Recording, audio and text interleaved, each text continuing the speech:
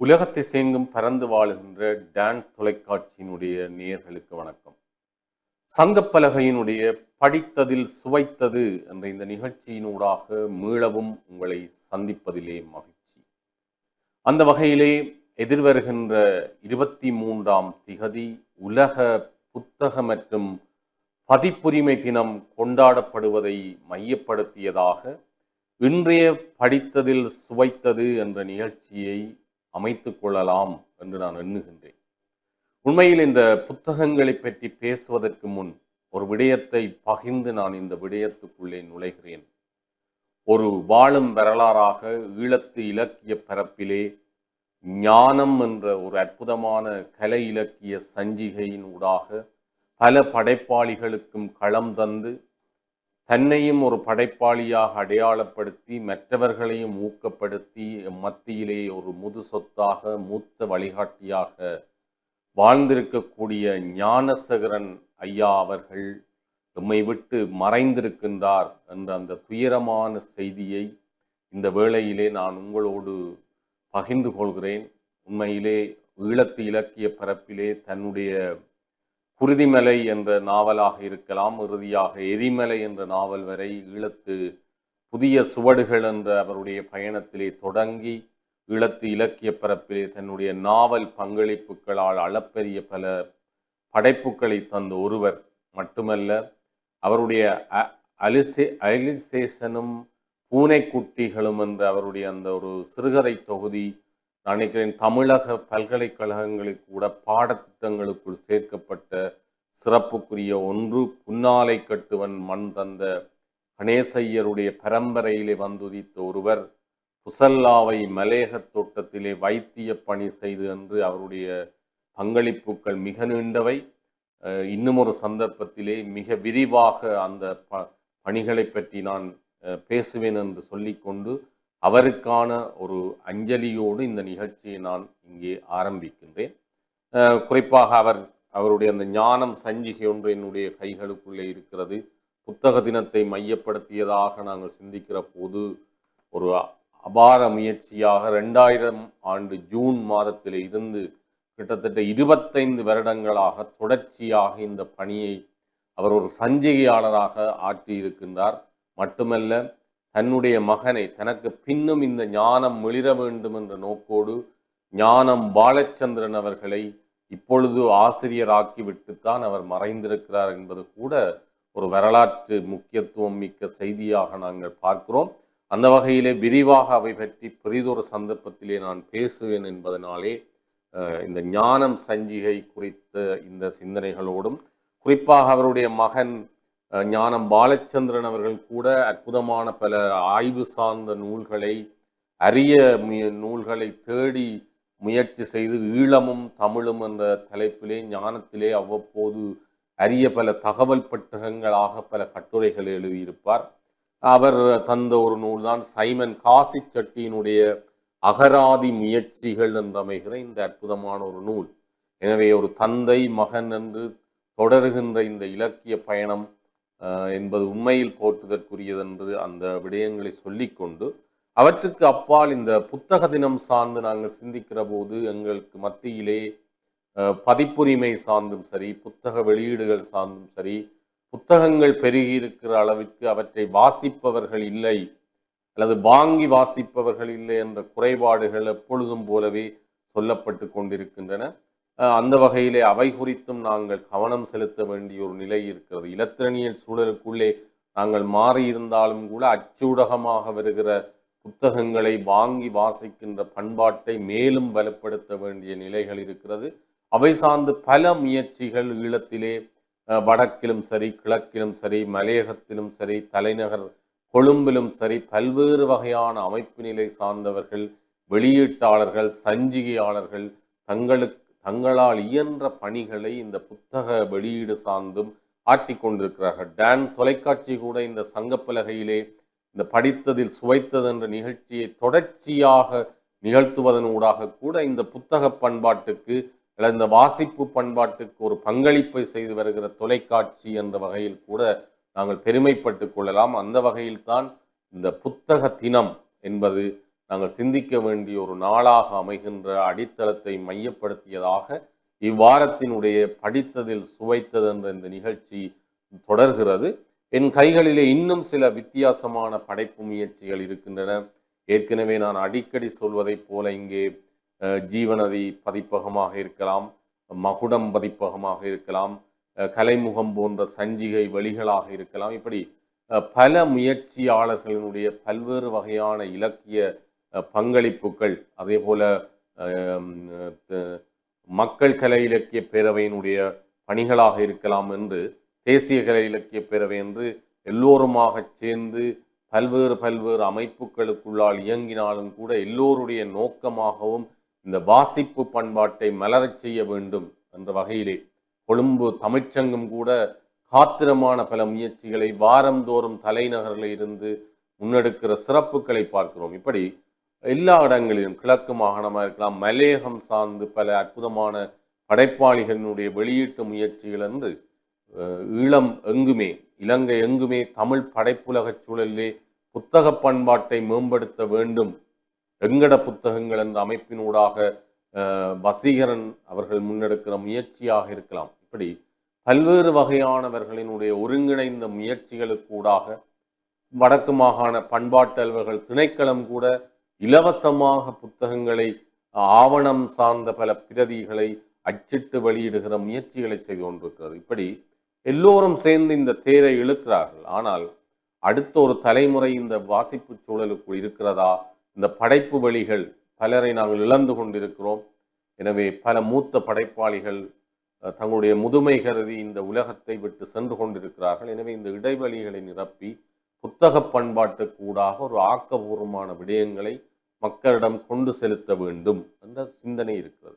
நான் நினைக்கிறேன் அந்த சிந்தனையின் அடித்தளத்தின் ஒரு வெளிப்பாடுதான் ஒரு பத்திரிகை வடிவில் கூட நாங்கள் வாசிப்பு பண்பாட்டை மக்களிடம் கொண்டு சேர்க்கலாம்.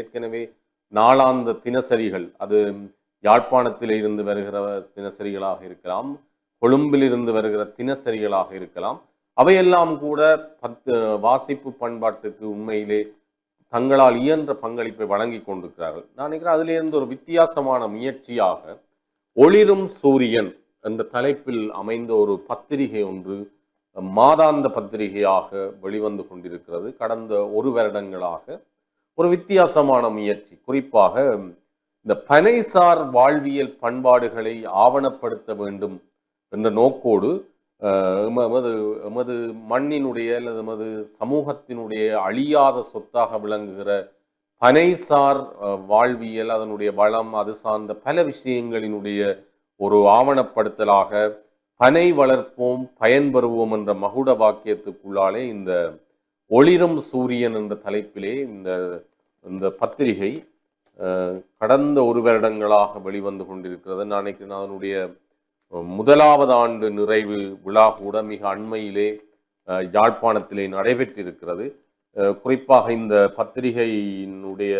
பத்திரிகைக்கு புலம்பிய தேசங்களிலிருந்து நிதி பங்களிப்பு வழங்குகின்ற பலர் இங்கே இருக்கிறார்கள். அவர்களுடைய பங்களிப்புகளோடு தான் இவை நகர்ந்து கொண்டிருக்கின்றன. குறிப்பாக இந்த வவுனியாவில் இருக்கிற வவுனியா தேசிய கல்வியத்தினுடைய முன்னாள் ஓய்வு நிலை உபபீடாதிபதியாகவும் படைப்பாளியாகவும் விளங்குகிற பார்த்தீவன் சார் அவர்கள் இதனுடைய பிரதம ஆசிரியராக செயற்படுகிறார். அவரோடு இணைந்து முனைவர் மேலிக்குமரன் அவர்களும் எழுத்தாளர் ராணி சீதரன் அவர்களும் ஆசிரியர் குழுவிலே இருக்கிறார்கள். ஆலோசகராக தேவச்சந்திரா கல்முனையிலே, அனுசரணையாளராக நவரத்னம் மனோகரன் பிரித்தானியா, திருச்செல்வம் நாக தேவகுமார் பிரித்தானியா, பத்மநாதன் உதயன் ஆஸ்திரேலியா, வல்லுபுரநாதன் சந்திரநாதன் நெதர்லாந்து என்று பலர் இருக்கிறார்கள்.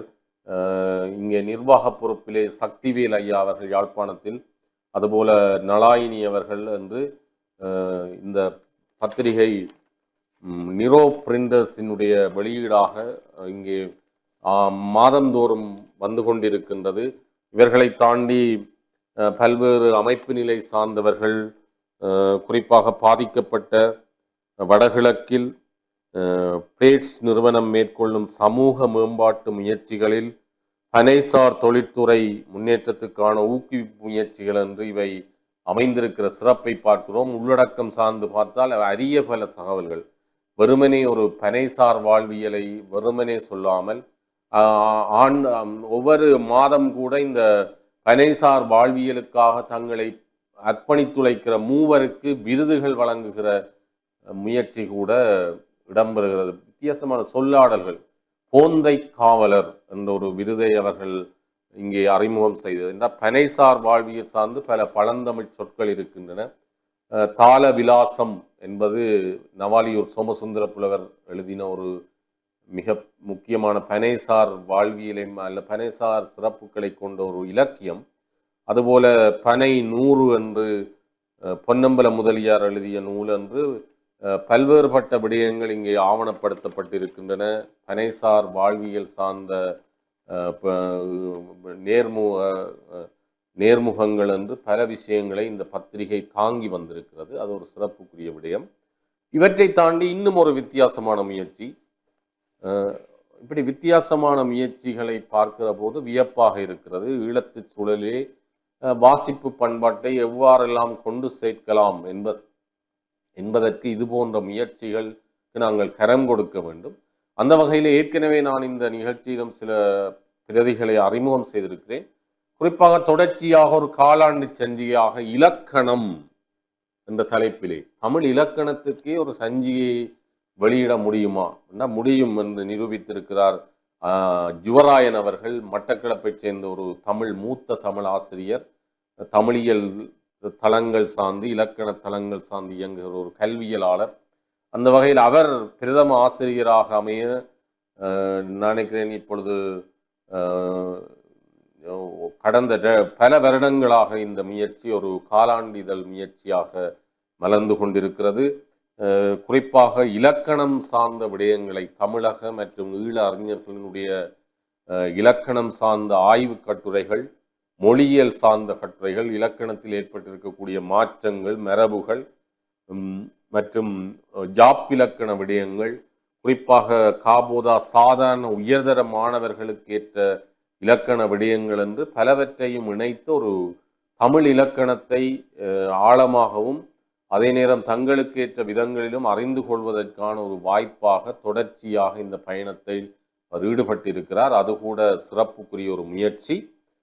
இவற்றுக்கு அப்பால் என்னிடம் இருக்கிற மற்றும் ஒரு முயற்சி கடந்த ஆண்டு அல்லது இந்த ஆண்டினுடைய தொடக்கங்களிலே பேரறிஞர் நல்லூர் சுவாமி ஞானப்பிரகாசருடைய முப்பொன் விழா இடம்பெற்றது. அது குறித்து பல்வேறு ஆக்கங்கள் வெளிவந்தன.